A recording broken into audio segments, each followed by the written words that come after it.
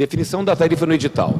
Primeiro ponto, o edital de licitação previu uma tarifa para a licitação. A definição da tarifa no edital foi realizada da seguinte maneira. Primeiro, realização de estudos técnicos sobre todo o sistema a ser licitado. Esses estudos foram realizados em detalhes, com dados fornecidos pela Secretaria Municipal de Transportes, que contou com o apoio da CBSS, uma empresa que aportou esses estudos à Prefeitura. Foi um estudo realizado por técnicos de alto nível, que todo o sistema foi desenhado e caracterizado. Além disso, nós incluímos nesse processo a avaliação das melhores práticas internacionais no sistema de transporte público passageiros por ônibus. Vimos com detalhe, especificamente, um caso brasileiro, o caso de Belo Horizonte, que havia sido licitado próximo à execução da licitação no Rio de Janeiro. Também estabelecemos, no âmbito do poder concedente, quais eram as exigências para a operação do sistema, ou seja, nível de serviço, nível de qualidade, frota, o que o Rio de Janeiro entendia como exigências para a prestação do transporte público por ônibus. E fizemos a modelagem econômica e financeira dessa licitação, que levou à definição da tarifa, com o objetivo de obter um equilíbrio econômico-financeiro no sistema e a modicidade tarifária, ou seja, a menor tarifa possível para o usuário. Então, esses foram os conceitos que levaram à definição da tarifa no edital, e agora vou entrar no detalhe do processo propriamente dito. Estudos técnicos e projeto básico.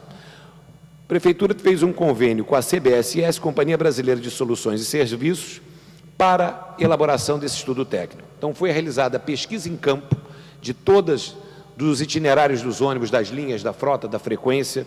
Foi realizada a caracterização das linhas existentes, baseadas no cadastro da SMTR e também do que foi encontrado na rua. Muito importante dizer que esse estudo foi a base da licitação, ou seja, a caracterização do serviço prestado e o entendimento da melhoria para o usuário da cidade do Rio de Janeiro. Foi feito um mapeamento digital das linhas, foi levantada a demanda de passageiros por linha e por sistema e também foram levantados os custos operacionais do sistema. Ou seja, todos os dados que caracterizam o sistema foram levantados a partir desse estudo técnico e formaram parte do projeto básico.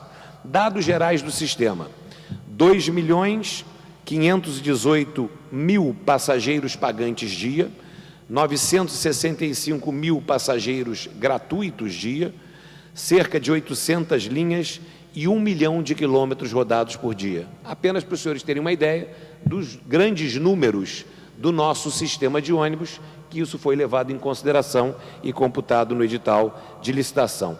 Parâmetros para o edital foram definidos a partir do estudo básico e do desejo da Prefeitura de implantar o bilhete único, que era um norte muito importante estabelecido pelo prefeito. O Rio de Janeiro nunca havia tido um bilhete único. Então, a implantação do bilhete único foi uma pré-condição para a realização da licitação. Legislação aprovada pela Câmara de Vereadores do Rio de Janeiro e incluída no edital de licitação para viabilizar o serviço licitado, já levando em consideração o bilhete único.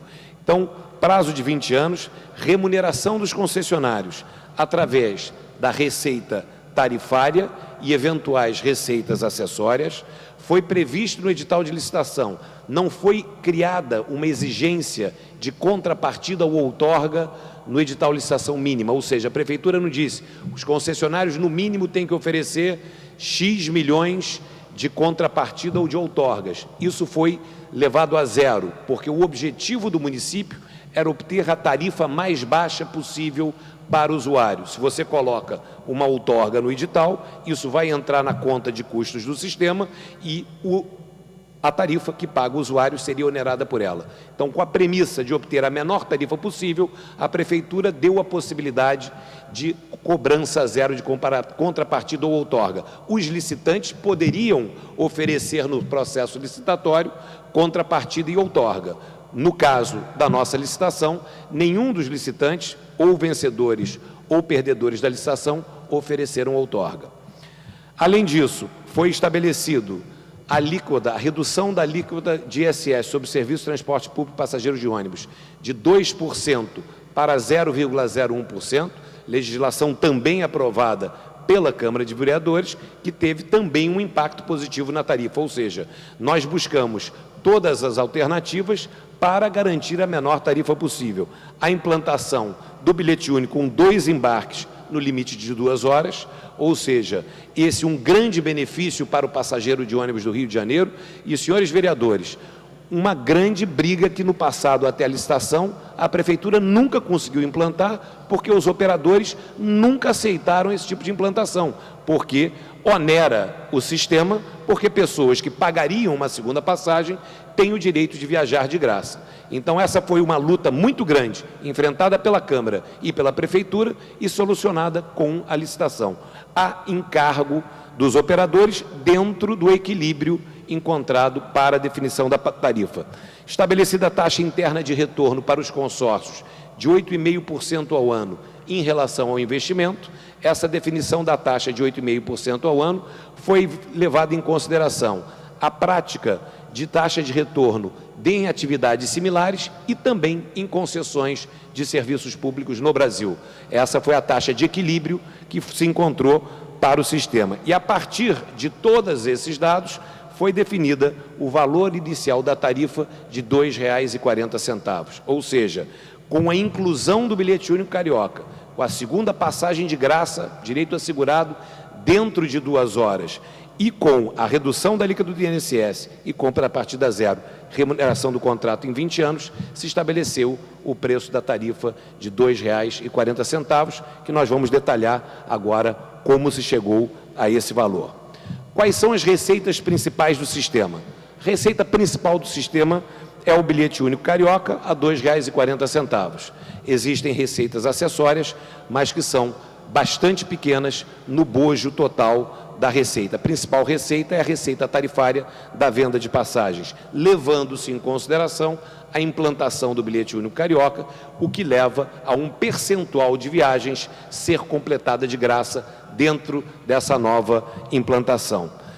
Também foi incluída como receita prevista para os consórcios o pagamento de, à época da licitação, R$ 50 milhões ano do município aos operadores pelo transporte gratuito de estudantes da rede pública municipal. Então, isso foi previsto no edital de licitação e levado em consideração na formatação, na formulação da tarifa.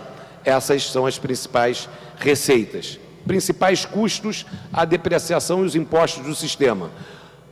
Primeiro item principal, frota e tudo que diz respeito à frota.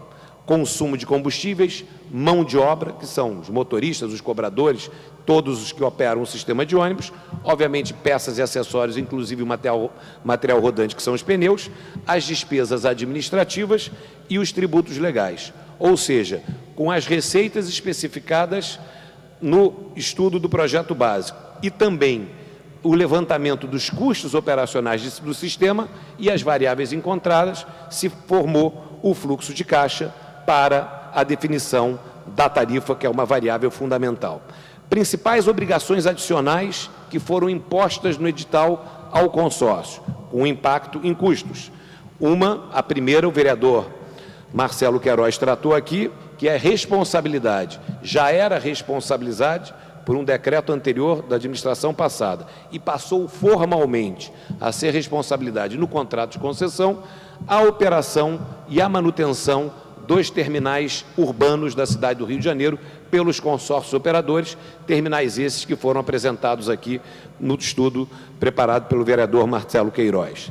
Também passou a ser obrigação do sistema a operação e manutenção do sistema BRT.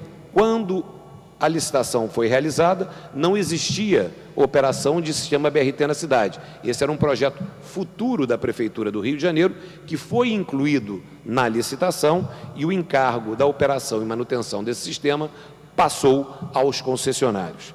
Além disso, também pela edital de licitação, a operação e manutenção do sistema de bilhetagem eletrônica ficou de responsabilidade dos concessionários, assim como alguns itens adicionais, como instalação de câmeras, GPS para o monitoramento dos ônibus e alguns encargos como treinamento e reciclagens de motoristas. Ou seja, essas são obrigações que constam do contrato de concessão.